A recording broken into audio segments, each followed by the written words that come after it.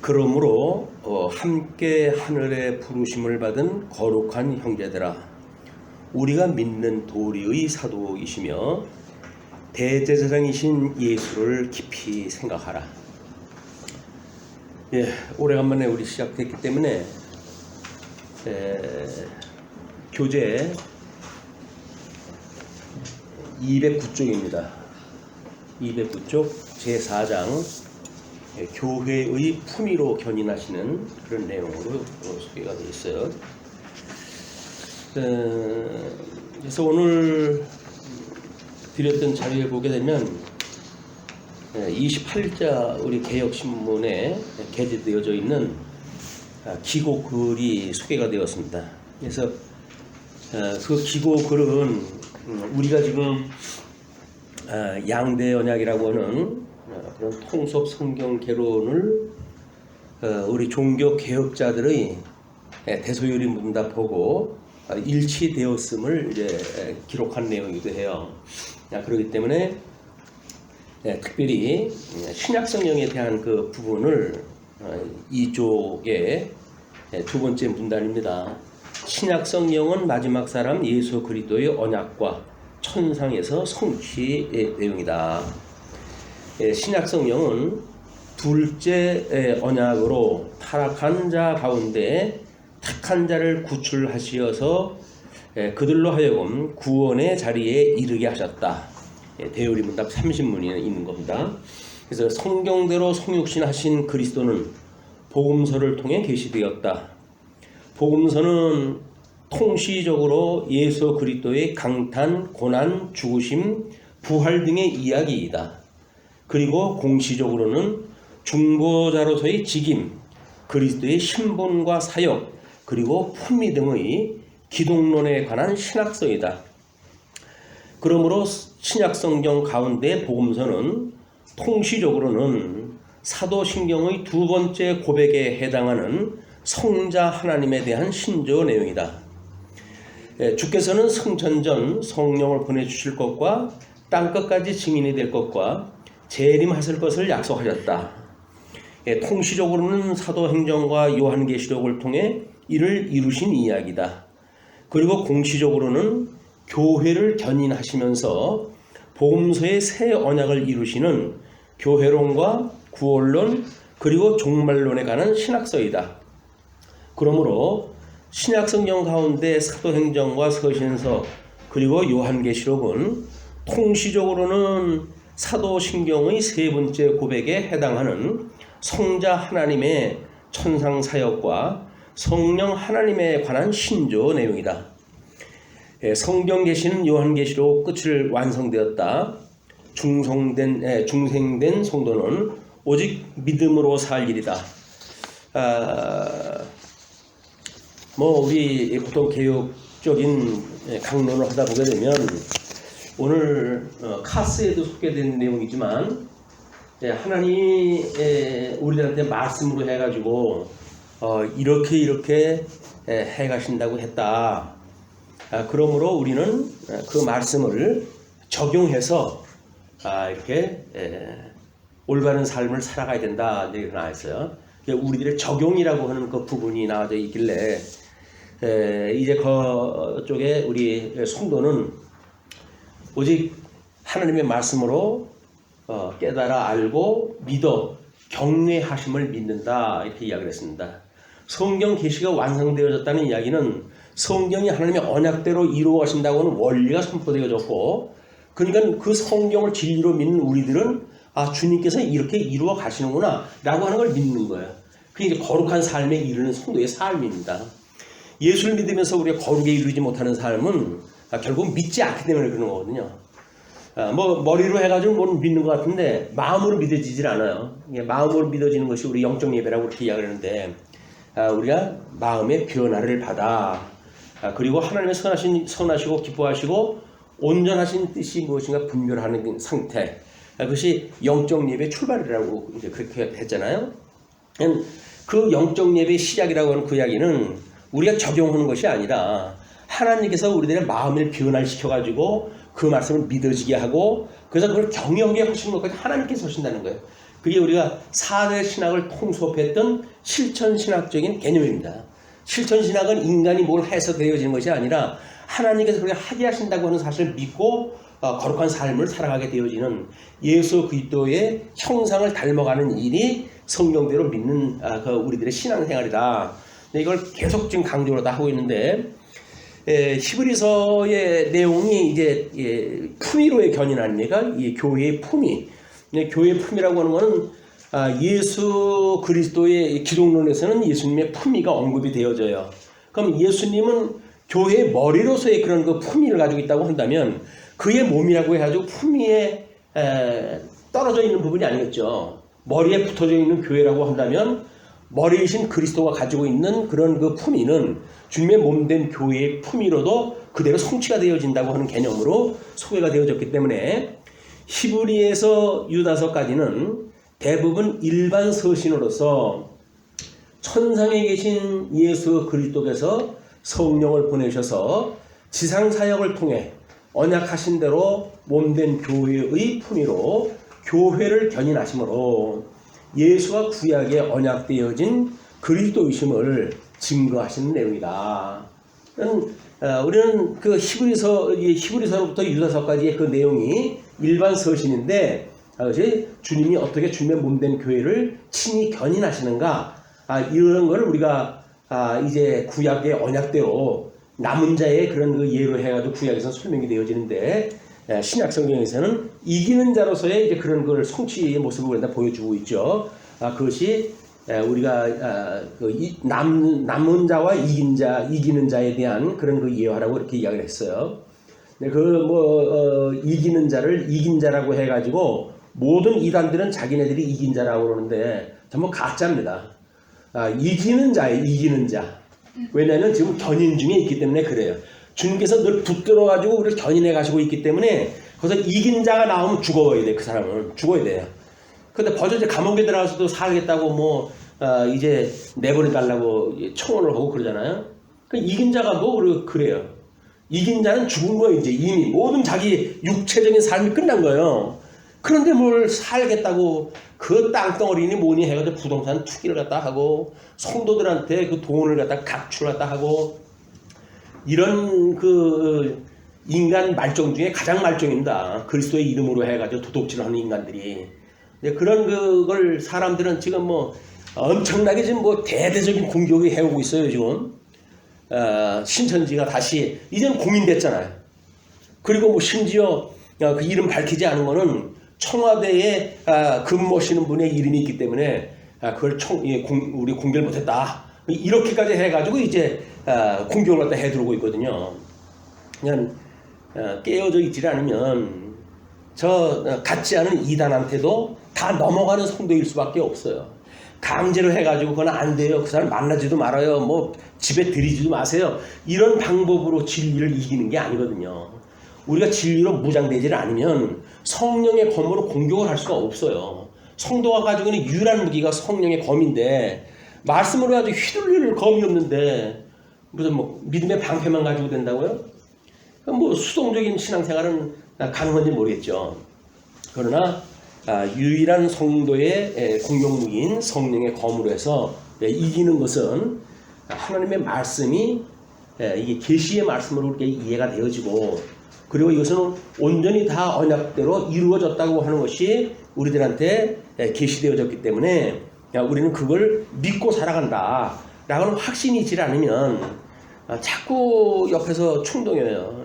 예수 믿는 사람이 왜 그래요? 왜 그래요? 뭘 왜 그래요? 예수 믿는 사람이.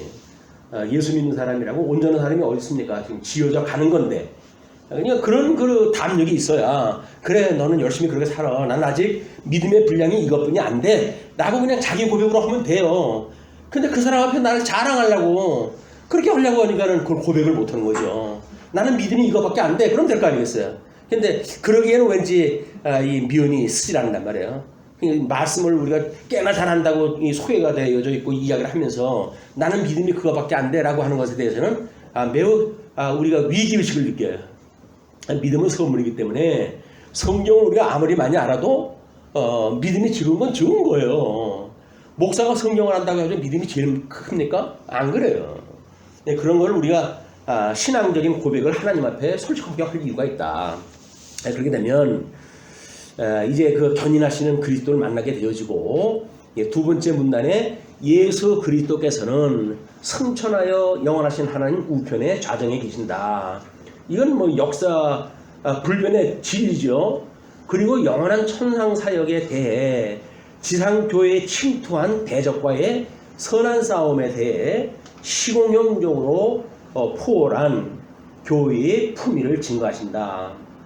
그래서 그 품위의 각주를 12권 각주로 설명을 했어요. 그 포월은 내재와 초월의 두 의미를 통섭한 일원론적 개념이다. 이거를 내재와 초월이라고 하는 그거를 이원론적으로 생각을 하게 되면 땅의 거는 아무것도 아니라고 착각을 해요. 그래서 우리는 초월하기 때문에 세상에 걱정이 안 된다고 그래요. 거짓말이에요, 그게. 그게 거짓말이니까 우리 다른 사람들 앞에 담대한 변명을 못하는 거다. 그런 그 내용이 이론론적 개념으로 어떻게 하나로 묶어내는가가 끊임없는 성경 묵상과 그 다음에 우리 신앙생활의 훈련을 통해 이루어지는 일이기 때문에 내재적인 현상세계와 초월한 영원한 세계를 통속적으로 설명하는 표현이다, 이렇게 이야기했어요. 특히 그리스도의 품위를 설명하는데 필요한 개념이다. 그냥 예수 그리스도가 중보자로서 인성과 신성을 가지고 이 땅에 오셨다는 이야기를 지금도 못 믿어요. 뭐 저 서울에 있는 그 사람들도 예수 그리스도의 인성을 어떻게든지 신통치 않게 설명을 하려고 그래요. 어떻게 참 사람이면 참 사람이고 참 하나님은 참 하나님이지, 참 사람이기도 하고 참 사람이기도 하다라고 하는 이야기가 설명이 가능한 이야기냐. 그것이 이론론적인 포월의 개념이 아직도 훈련이 안 됐기 때문에 땅에 있는 건 땅에 있는 거고 하늘에 있는 건 하늘에 있는 거지 라고 본단 말이야. 그렇기 때문에 예수 그리스도의 인성을 부정을 하고 예수님이 죄인이라고 이야기를 하고 성경에서 말하지 않은 이야기를 다 막 해내는 거예요. 근데 사람들은 타락한 이성으로 해가지고 그게 맞잖아요. 둘이 같이 있을 수 있는 건 아니잖아요. 땅의 건 땅은 땅이고 하늘은 하늘이지. 근데 그렇게 합리적인 설명을 하니까 맞네 라고 우리는 그렇게 이야기를 해요. 그래서 성경의 진리를 틀리게 설명하는데 맞네 그러는 사람은 성령의 역사가 아닌 거예요. 성령의 역사라고 한다면 성경대로 말을 해야 그것이 믿어져야지, 성경적인 그런 그 이야기를 들어가지고 자기 이성적으로 해가지고 뭘 설명을 하다 해가지고 그걸 설명하는데 그게 알아먹을 수가 있겠다라고 이야기를 하면은 그거는 그냥 합리적인 생각으로 이해하는 거예요. 그건 학문적으로 이해를 다 하는 겁니다. 근데 그 일반 학문적이라고 하는 성령의 감동이 없이 하는 이런 그 내용들은 하나님에 대한 지식에 이르지 못합니다. 그건 뭐 율법주의가 됐든 신비주의가 됐든 다 이제 그런 그 문제이기 때문에 우리가 매우 신앙생활을 집중으로 또 할 필요가 있습니다. 그래서 본문에서 예수를 깊이 생각하라고 하는데 깊이 생각하는 게 뭘까요? 예수 믿으면 구원받아, 예수 천당이야, 이렇게 해가지고 이게 깊이 있는 게 아니잖아요. 깊이 있는 게 아니에요. 예수 천당 불신종은 깊이 믿는 게 아니에요. 이게 싸구려 복음을 만들어내고 결국은 성도들의 삶을 세상의 우스갯거리로 만들어내는 그런 거이기도 하다. 그러나 물론 하나님께서 택하신 사람이 있다고 한다면 그런 아주 기본적이고 초보적인 복음을 듣고도 구원의 역사가 일어나죠. 근데 그 말씀을 듣고 구원의 역사가 일어났다고 한다면 그분은 말씀에 더욱 심취해하기 시작을 하지, 그걸 가지고 나는 됐어, 나는 쓴 거야, 난 구원받았어, 이렇게 하질 않는단 말이에요. 이것이 하나님께서 끊임없이 붙들고 계시다고 하는 걸 믿는 우리들의 신앙이다. 하나님이 지금 사람의 걸음을 정하시고 그의 오른손을 붙드시고 그리고 인도에 가시는데 내 손을 붙들고 계신 주님이 나한테 보이질 않는데, 주님이 없다는 이야기는 이미 주님과 원수되어진 관계라는 거거든요. 그게 현실의 지금 상황이기도 합니다. 하나님이 없다 하는 자들, 다음 주일 강론을 준비하다가 보니까 그런 그 이야기가 되어 있는데, 하나님이 없다고 하는 악한 세대가 그 표적을 구한다. 악한 세대가 뭘까요? 악한 세대가 하나님이 없다고 하는 세상이에요. 악한 세상이에요. 예수님이 많은데도 뭐 하나님이 자기네들 버렸다는 거 아닙니까? 이 유대 나라를 버렸다는 거 아니에요? 오신 예수님을 알아보지 못하는 이런 세대가 악한 세대다. 우리는 66권 성경 계시를 전부 공부를 했다 했어요. 근데도 불구하고 하나님이 계신지 안 계신지 잘 확신이 안 서요라고 이야기를 하거든요. 난감한 거예요. 이거 참 난감하네. 우리는 성경 계시를 통해 가지고 이렇게 확실하게 모든 창조 사역에 대한 걸 우리가 확인했다 했고, 섭리 사역에 대한 걸 성경을 통해서 확인했다 했고, 그리고 그 가운데 예수님을 통해서 우리가 구원까지 받았어요. 이제 그 주님의 몸된 교회 이론까지 됐어요. 그런데도 안 믿어진다고 한다면 구제불능이다고 어쩔 방법이 없잖아요. 근데 많은 사람들은 지금도 악한 세대가 돼가지고 뭔가 손에 붙잡혀야 믿는다는 거예요. 표적을 보여줘야지 믿겠다는 이야기거든요. 예수님이 답답하면, 오죽 답답하면 내가 요나의 표적밖에 보일 게 없다. 구약성경에 다 나와져 있는데 뭘 나한테 보이라고 그러냐. 구약성경을 믿으면 나를 믿을 건데 너희는 나를 믿지 않는 것이 아니라 하나님의 계신 성경을 믿지 않는 인간들이야. 그 이야기거든요. 우리가 어떻게 성경을 정말 하나님의 말씀으로 이해하는가에 대한 어떻게 제일 그래도 최신 이런 그 정보를 하나님이 우리한테 주셔가지고 우리에게 맡기신 것 같아요. 이거를 어떻게 오고 온 세대에 더욱 전승하고 보수하는 이런 체계를 굳게 세워가는가에 대한 문제는 이 시대에 우리에게 주어진 사명이기도 할 겁니다. 자, 이제 그렇게 해서 그런 그 가운데에 두 번째 묻는 두 번째 줄 끝부분, 먼저 히브리서에서는 시간적 관점에서의 유전을 중시하는 유대주의를 포괄한 신지식에 근거한 성도의 지혜로운 복음 생활, 이거를 어떤 사역적 또는 우리한테 보여주시는 그런 기능적 입장으로 보게 되면 뭐라 그랬어요? 이걸 용의 권세를 삼키는 어린 양의 권세라고 했잖아요. 엊그저께 그 카스에 올렸던 그 일이 그거거든요. 우리는 세상에 대하여 충돌해야 된다. 그렇게 이야기했다 해요. 근데 과연 기독인들이 세상을 살아가는 것이 충돌하면서 싸우는 것인가? 선한 싸움이 육의 싸움처럼 충돌하는 것인가? 우리 선한 싸움은 공중 권세의 잡은 자에 대한 거라 했잖아요. 그럼 우리 충돌하면서 싸워가지고 이길까요? 아닌 거예요. 이 사망의 생명에 삼킨 바 되어진 것처럼 우리는 세상에 하나님의 사람으로 그냥 드러남으로 이겨지는 거지. 뭘 싸웁니까? 혈과 육으로 싸울 것 같으면 이게 상대가 안 돼요. 용의 권세가 지금 공격을 해오고 있는데 어린 양 권세가 무슨 힘으로 그걸 싸우게 됩니까? 그게 아니라 어린 양 권세가 용의 권세를 이긴다는 이야기는 결국 사망이 생명에 삼킨 바 되어지는 거다. 예수님은 기꺼이 십자가에 돌아가시잖아요.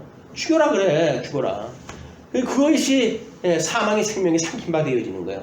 음부까지 내려가지고 사망 권세를 이기시고 그를 하나님께서 살리게 하심으로 다시 살아나잖아요. 부활하시잖아요. 그게 하나님의 능력으로 살아나는 거니까 용의 권세는 바로 하나님의 능력으로 보여주는 계시의 사건이다. 그래서 이제 시간적 개념이라고 이렇게 설명을 했어요. 그리고 그 히브리서에 대한 내용은 또 야고보서로부터 베드로 후서까지는 공간적 관점에서 수단적 가치에 함몰된 세속주의를 포괄한 가치에 기초한 성도의 가치로운 경건 생활이라고 하는 그걸로 증거를 하셨다. 세 번째, 요한 1서로부터 유다서까지는 형상에 대한 관점에서 적그리스도를 포괄한 실존에 의한 성도의 의로운 신앙생활이라고 하는, 그래서 적그리스도의 거짓 영광을 삼키는 그리스도의 영광이라고 하는 것으로 교회의 품위를 증거하셨다. 이렇게 해가지고 일반 서신에 대한 걸 우리가 구조를 차별화를 갖다 했고 구별을 갖다 했고 그리고 체계화를 갖다 한 것이 그 아래 그림에 소개되어진 내용이에요. 그래서 거기 보면 하나님의 속성과 사단의 속성, 인간의 속성이 소개가 되어져 있고 창조로부터 심판에 이르는 그 직선 아래쪽에 내재적으로 포괄한 주제와 생활 중심의 주제를 두 개를 나눠놨어요. 그래서 그 내재적으로 보통은 이제 여기서 제목을 잡을 적에는 생활 중심의 주제를 가지고 제목을 잡아놨습니다. 근데 그게 의미적으로 내재적으로 포괄한 주제, 그런 의미적인 걸로 보았을 적에는 앞에 것이 의미적인 주제다. 그래서 제 1절이 이제 성도의 지혜로운 복음 생활이라고 그랬어요. 우리 이제 1절이 히브리서니까 히브리서라고 하는 그거는 성도의 지혜로운 복음 생활이다. 지혜로운 복음 생활, 우리는 다 같이 복음 생활 이야기를 하죠. 근데 과연 지혜로운 복음 생활이라는 건 뭐냐? 지혜자이신 예수 그리스도와 한 몸을 이루면서 우리가 살아가는 말씀이 일체화되어져 가는 이런 그 신앙생활이 지혜로운 신앙생활이란 말이에요. 복음생활은 해요. 그냥 예수 믿고 구원받아서 라는 걸 만약에 기본이고 만약에 우리 주는 그리스도시고 살아계신 하나님의 아들이십니다 라는 신앙 고백 위에 주님께서 몸된 교회를 세우신다고 그랬는데, 그런 기본적인 고백만 가지고 한다고 했을 때 사단에 이렇게 제도화되어지고 철학화되어지고 더 강력화되어져가는 사단 무리하고 싸울 때에는 더 이 성도의 지혜로운 복음생활이 필요한데, 그 지혜로운 복음생활에 대해서 이렇게 설명을 했거든요.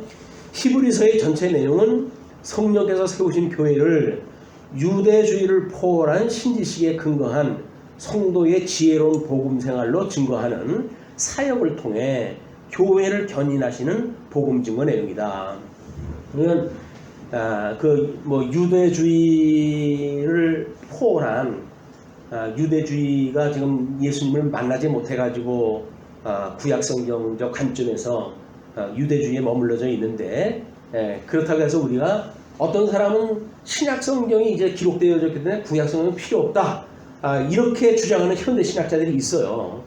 그렇기 때문에 구약성경과 신약성경의 관계가 무엇이며, 그래도 지금도 여전히 구약성경이 우리 신약성경이 이루어지는 것에 언약의 근거로서 제시가 되어졌을 때 우리는 성부 하나님에 대한 더욱 분명한 지식에 이르기 때문에 신구약 성경을 66권 한 권의 성경으로 우리가 하나님의 말씀을 믿게 되어지는 겁니다.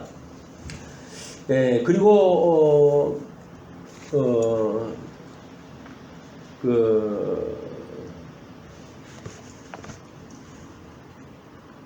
내용을 교회를 견인하시는 섭리에 의해 예수가 그리스도임을 택한 백성에게 계시하시려고 지상사역을 통한 그리스도의 사역과 지상사역을 통한 그리스도의 사역은 복음서에 나와져 있는 거죠. 그리스도의 실체적인 계시직임 그리고 품위를 통한 성취의 내용을 증거하신다. 이는 용의 권세를 삼키는 어린 양의 권세를 통해 유대주의를 포괄한 신지식으로 교회를 견인하시는 계시 내용이다. 그러니까 유대주의를 예수님께서는 끊임없이 유대주의자들을 교훈을 경계를 했어요. 그걸 배격을 갖다 한다고 해도 그들하고 등지고 살라는 것이 아니라 그들에게 유대주의, 율법주의 이런 사람들이 너희들한테는 누룩을 조심해라, 그 이야기거든요. 이거는 말씀으로 해가지고 구약성경 가르치고 구약성경의 이치를 말하는 거는 틀린 바가 없어요. 다만 거기서 말하는 대로 예수님이 오셨다는 걸 부인을 갖다 하는데 문제가 있는 거지, 구약성경 해석에 문제가 있다든지 이런 걸로 해가지고 그걸 부인을 갖다 하게 되면 안 되는 겁니다. 유대주의자들의 성경 해석 방법, 그들이 그때 당시까지 그런 걸 보게 되면 오실 메시아에 대해서 끊임없이 그들이 가르쳤고, 사람들은 대망 사상을 가지고 오실 메시아를 기대하고 살았거든요. 근데 문제는 오신 예수님을 알아보지 못하는데 이제 함정이 있었던 거예요. 그게 모세의 수건으로 얼굴이 가려져 있었던 한계다, 시대적 한계다. 그는 예수님께서 또는 우리 하나님께서 이런 이방인의 시대를 먼저 주기 위한 섭리였어요. 또 왜? 우리가 늘 작은 아들 중심으로 해가지고 역사 언약을 이루어 가시잖아요. 큰 그림으로 본다고 한다면 첫째 아담과 둘째 아담 예수님이 있다고 한다면 이제 이 유대주의라고 하는 구약성경을 통해서 먼저 하나님의 계시가 소개되었던 그들은 이방인 중심으로 먼저 예수를 그리스도로 믿는 성도들이 나타나게 되고, 물론 그 예루살렘과 온 유대와 사마리아를 통해서 이루어지지만 신약성경 자체 내에서 바로 사도행전에서 이제 유대인들이 배격을 갖다 하니까 우리 사도 바울이 내가 이제는 이방인으로 향하노라 이렇게 해가지고 선언을 갖다 하잖아요. 그 이야기는 이미 이방인들한테 그 복음이 확장이 돼야 되겠고 그것이 온전하게 이루어진 때 유대인들이 그거를 어떻게 이제 보고 예수를 갖다 믿게 되어지는지 시기 나게 하시기 위해서 하나님께서 그렇게 하신다고 그랬으니까 그런 섭리를 이루어 가시는 게 하나님의 의도이기 때문에 지금 구약 성경을 통해 신약 성경을 통해 가지고 특별히 히브리서에서 용의 권세를 삼키는 용의 권세를 뭐 죽여버리는 그런 것이 아니에요. 용의 권세를 삼키는 어린 양의 권세를 통해서 유대주의를 포괄한 신지식으로 교회를 견인하신 계시십니다. 우리는 이제 히브리서를 공부하면서 끊임없이 용의 권세가 무엇인지를 뭐 히브리서 기자는 끊임없이 대비해가지고 우리한테 설명을 하고 있어요. 그러니까 유대주의가 이거를 이렇게 생각하면 유대주의에 갇히는 거로구나. 그걸 뛰어넘는 게 뭘까? 실체적인 사역으로 오셨던 예수 그리스도까지 가는 것. 인도하는 몽학 선생이 돼가지고 이들이 가르쳤던 일이라고 한다면 실체로 오셨던 예수님을 맞이하는 것이 우리이기 때문에 두 가지 비교에 한 가지는 버려야 된다든지 이런 것이 아닌 거예요. 다 우리가 필요한 내용입니다. 그래서 이제 1장서부터 6장까지가 지상사역을 통한 그리스도의 사역을 쭉 소개를 하는 내용 중에 지금 1장과 2장에 천사를 포괄한 품위에 대한 걸 설명을 했어요. 그래서 1장의 내용은 아들로 계시하신 말씀에 대해서 2장에서는 성육신을 통한 체율에 대해서 이렇게 이야기를 했고 이제 오늘은 한 조각을 2번으로 해가지고 구약에 대한 실체적 성취에 대한 내용을 우리가 확인하게 되어집니다. 거기에서 특별히 3장에 대한 내용이 오늘 공부할 내용인데 양쪽 가로 1번으로 해가지고 모세를 통한 양대 언약이다. 주제를 일단 그렇게 정리했다 했어요. 물론 뭐 거기에서 여러 가지 이야기가 나올 수가 있어요. 그러나 논리적인 차원으로 봤을 때에 여기에 해당되어지는 제목을 어떻게 보는 것이 좋을까라고 잡은 것이 모세를 통한 양대 언약이라고 본 겁니다. 성경에서 양대 언약이라는 얘기는 나오질 않아요. 의미적으로 우리가 만들어 놓은 그런 그 제목이기 때문에 잘 살펴보셔야 됩니다. 3장 1절이 그거예요. 본문대로 3장이 모세를 통한 양대 언약인데 3장 1절이 생각해야 할 믿는 도리의 사도인 대제사장.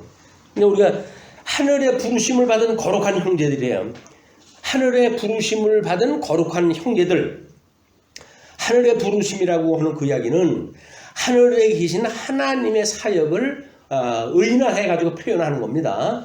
하늘이 뭐 특별히 우리 또 불러내는 것도 아니에요. 그래서 이제 뭐 우리 에베소서 같은 데 보게 되면 우리를 하늘의 시민권을 줘가지고 하늘에 앉히셨다. 이렇게 했던 설명을 가지고 마치 지금 우리들은 이 육체적인 건 아무것도 아니고 우리 시민권이 하늘나라에 있기 때문에 하늘나라의 백성이야 라고 해가지고 뭔가 완전히 다 이루어진 걸로 착각을 하는 사람들이 또 대단히 많아요. 그런데 사도 바울이 이야기했듯이 이 3층 천의 거는 사도 바울이 몸 밖에 있었는지 안에 있었는지 내가 알지 모르나 그거를 봤다는 거 아닙니까? 그럼 너무나 중요한 거기 때문에 내가 너희들한테 말 내가 함부로 안 한다고 할 정도의 이야기인데 뭘 지까지 것들이 3층 천에 올라가지고 하늘에 올라가서 한다고 시민권이 거기 있다고 하는 그거를 그런 식으로 설명을 하면 안 되죠. 하나님께서 우리를 예수 그리스도 하나님 보호자 우편에 계셨던 예수 그리스도 그분께서 우리를 구하셨고 구하시기 위해 십자가에 못 박아 죽으셨고 그리고 우리의 교회를 온전하게 위해 가지고 지금도 하나님 우편에 기도를 하고 계시니까 그 주님이 우리를 부르신 주님이고 그렇기 때문에 우리가 하늘의 시민권이 있다는 이야기지. 이 땅에 살고 있으면서 도둑질을 다 하면서 무슨 하늘의 시민권이 있어요 그 사람들이. 그냥 웃기는 인간들이야. 좋은 거는 다 갖다 자기들이 써먹고 그래놓고 나쁜 짓은 또 다 골라가지고 신들이 해먹고. 자, 하늘의 부르심을 받은 특별히 형제들을 거룩한 형제라고 그러죠. 거룩이라고 하는 건 우리 성별이라고 이렇게 했어요. 구별되어지는.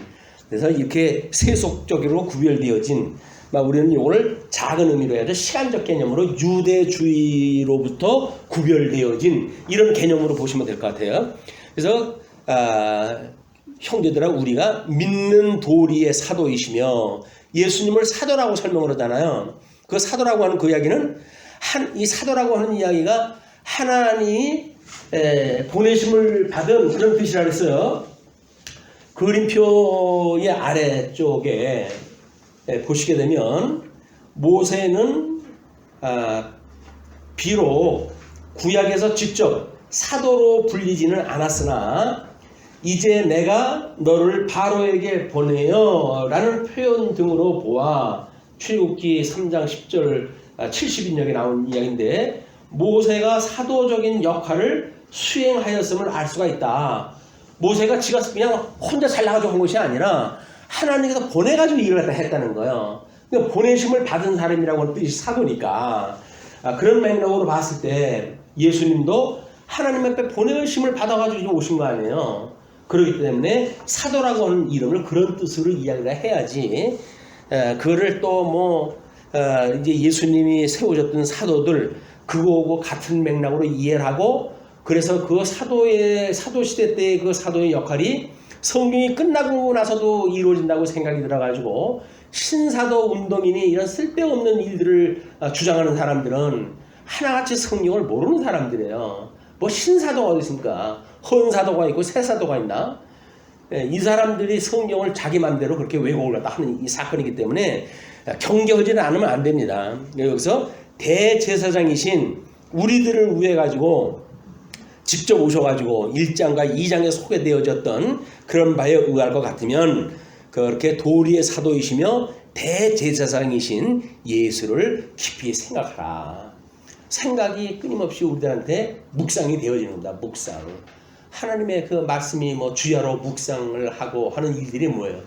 그 전부 예수님을 언약을 했고 그리스도를 언약을 했고 그리스도가 성취되어진 성경이니까 그 말씀을 묵상하는 것이 예수님을 깊이 생각하는 거예요. 예수님의 이렇게 어디를 봐도 우리 예수 그리스도의 사역이 나오고 그렇기 때문에 그 예수님 앞에서 하나님 앞에 살아가는 것 같은 신앙생활을 하도록 주님께서 우리한테 경계를 하신 겁니다. 예수를 너희들 나를 믿는다고 그러면서 딴짓하면 안 돼. 끊임없이 우리가 경계하는 일이기 때문에 대제사장이신 예수를 깊이 생각하는 일이 중요하다. 뭐 이건 생각은 한계가 있잖아요. 깊이 생각하는 건 어디로 생각을 했다 해야 되죠? 깊이 생각하라. 머리로 해가지고 하는 생각인가요?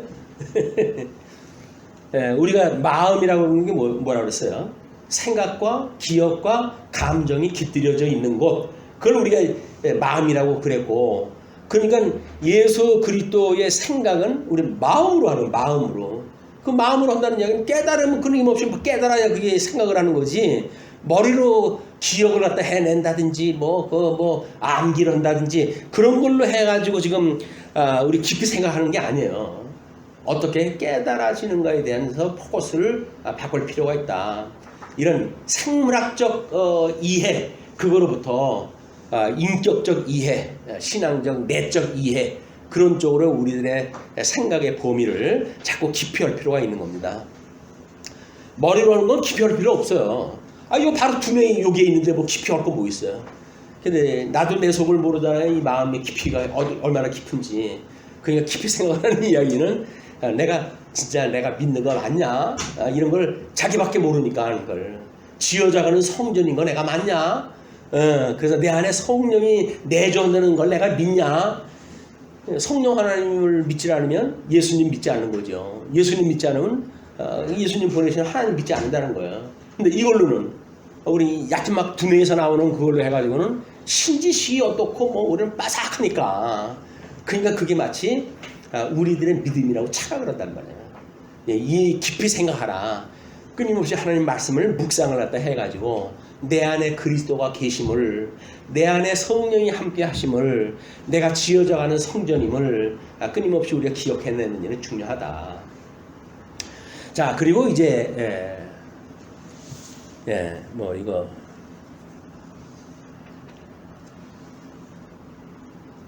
그 2절로 4절이 모세보다 영광을 더욱 받을 만한 예수다. 깊이 생각할 그 예수가 모세보다도 영광을 더욱 받을 만한 예수다라고 하는 이야기예요. 그는 이제 묵상하라 라고 했던 그는 자기를 세우신 이에게 보내신 이죠. 사도니까 그를 보내셨는 이 자기를 세우신 이에게 신실하시기를, 그냥 순종하기를, 죽음에 이르기까지 순종했던 그런 그 예수님에 대한 신실하시기를 모세가 하나님의 온 집에서 한 것과 같이 하셨으니, 하나님의 집, 지금 이스라엘은 하나님의 집이 언약됐던 그 이스라엘 국가예요. 그 국가를 이제 세워가는 기초석을 우리 모세가 세운 거 아니에요? 모세 오경은 모든 구약 성경 가나안 땅 건너가지고 이루어질 거를 언약했던 그 구조란 말이에요. 그게 머리된 부분이에요. 그거를 이제 이 모세가 그렇게 영광을 집 지은 자가 세우신 예 신실하시기를 모세가 하나님의 온 집에서 한 것과 같이 하셨다. 모형으로서의 보여준 모세가 온 집에서 만약에 그렇게 하나님이 언약하신 대로 기초를 놓았고, 그리고 나중에 하나님 나라 들어가게 되면 너희들이 어떻게 될 것이야 라고 하는 거에 다 약속을 했잖아요. 모세 오경이 약속한 내용이 뭡니까? 우리 모세 오경에서는 하나님께서 모세를 불러가지고 애굽에서 종로로 살던 이스라엘 백성들을 모세를 통해 가지고 지금 광야 생활 40년을 통해 가지고 하나님이 장차 여기서는 성화 작업을 이제 하게 하시고, 장차 만들어질 요단강을 건너가 가지고 하나님이 약속한 가나안 땅에 들어가게 되면 어떻게 살아야 될 것인가를 모세가 전부 이야기를 했다 했거든요. 그러면 이게 이스라엘하고는 세워지는 그 집, 가나안 땅에 세워질 그 이스라엘에 대한 모든 집에 대한 것이 이 모세가 지었단 말이에요. 이게 그냥 요 기본을 놓기 위해서 모세는 지금 이거를 하고 요단강도 건너가지 못하고 죽은 거 아니에요. 이게 그냥 지금 이 모세가 기초를 갖다 놓았던 그런 걸 이야기를 하고 있고, 예수님은 마찬가지로 우리 이제 이 아담에게 속에 이제 약속을 딱 한 대로 죄의 종이 되어져 있었는데, 둘째 아담이신 예수님, 이 둘째 아담이신 예수님을 통해 가지고 우리를 구속을 해가지고 이게 복음서, 이 복음서는 예수 그리스도의 지상 사역이라고 그랬어요. 그 지상 사역을 통해 가지고 모세가 이렇게 한 것처럼 내가 너희들 이게 나라를, 이걸 우리가 교회라고 이렇게 이야기했어요. 이 교회를 이렇게 이룰 것이야 라고 언약을 딱 한 거예요. 그렇죠? 모세는 구약 성경을 가지고 가나안 땅 들어간 이스라엘이 어떻게 될 걸 약속을 갖다 한 그런 것이 구약 성경이라고 한다면, 신약 성경은 둘째 아담으로 세우심을 입었던 그 예수님께서 내가 장차 여기서 너희들의 모든 죄를 대속을 갖다 하고, 그리고 이제 승천하사, 승천하사 이제 거기에서 하나님 보좌 우편에 계시면서 심판할 자를 내가 심판하러 장차 올 것이야 라고 제 이름을 약속을 했단 말이야. 그리고 이거를 약속하신 대로 성령을 보내주셔가지고, 이 성령을 보내주셔가지고 성령이 오시게 되면 너희들이 땅 끝까지 복음이 증거되어진 증인의 역할을 다 하게 될 것이야, 그 이야기예요. 이것이 통시적인 개념이라고 그렇게 이야기했어요. 통시적 개념. 그럼 성령이 오셔가지고 땅 끝까지 복음이 증거되어지는데, 공시적인 입장에서는 뭡니까? 이것을 주제별로 해가지고 우리 복음서에 이야기했던 것처럼 이 직임, 신분, 사역, 품위, 예수 그리스도의 몸이에요. 복음서에서도 이 기독론이라고 하는 것이 지금 이것이라고 주제가 이거라고 그랬지 않았어요? 신약성경도 공시적으로 이거를 온전하게 해가시는 일이 예수님이 지금 하늘에서 이루신 일이란 말이에요. 그러니까 내가 율법이나 선제 폐로운전을 생각하지 마라. 내가 이걸 온전케 하러 온 거야. 이렇게 이야기했잖아요. 온전케 하셨던 그 율법과 선지, 구약 모든 것들을 예수님께서 다 이루었다 라고 하시면서 지향사역의 완성을 선언하셔요. 그리고 승천하시고, 그리고 요한계시록에 가게 되면 다 이루었다. 몸에 이루는 걸 다 이루었다고 설명을 해요. 지금 구약성경에서 이 복음서에서 언약되어진 것이 이루어진 거예요? 안 이루어진 거예요? 이루어졌어요. 계시상으로 해가지고는. 그냥 우리는 계시를 갖다 보고, 이걸 성경을 믿는 성도들은 이 계시를 갖다 보고 믿음으로 산다 이렇게 이야기하는 거예요. 복음에는 하나님의 의가 나타나서, 하나님의 의가 나타나서 구약 성경을 믿는 믿음으로, 신약 성경에 계시되어진 그 믿음의 이름으로 오직 성도는 믿음으로 말미암아 산다. 지금 내가 이걸 적용을 했다 해가지고 뭘 이룬다든지 그런 개념이 아니란 말이에요. 성경을 계시로 이해하지 않고 뭔가 자기의 뭔가를 주는 그런 비밀번호가 있는 뭐라 되는 걸로 이렇게 보면 안 되는 거예요. 이건 그냥 계시서예요. 계시서. 우리는 그걸 묵상을 했다 하면서 끊임없이 정말 하나님이 이렇게 약속대로 이루어하시는구나. 그걸 뭐 말씀을 통해서 기도를 통해 가지고 이런 신앙생활을 끊임없이 해가면서 점점 체화되어지는 믿음의 열매를 맺어가면서 온전하게 이루어져 가는 일이다. 자, 그리고 이제 3절에 그는 모세보다 더욱 한 거는 같아요. 이렇게 모형적으로 똑같잖아요. 모세, 예수 모형으로 보여줬지만 실체적으로는 예수님이 그렇게 이루어졌잖아요. 하는 사역상 모습은 똑같은 거예요. 그것이 2절에서 이야기했던 것처럼 온 집에서 한 것과 같이 하셨으니 사역이 이 사역에 대한 건 모형이나 실체나 같은 거예요. 이게 모형과 실체가 같은 거예요. 그러나 그는 실제로 오셨던 이 예수님은 본성에 대한 이야기입니다.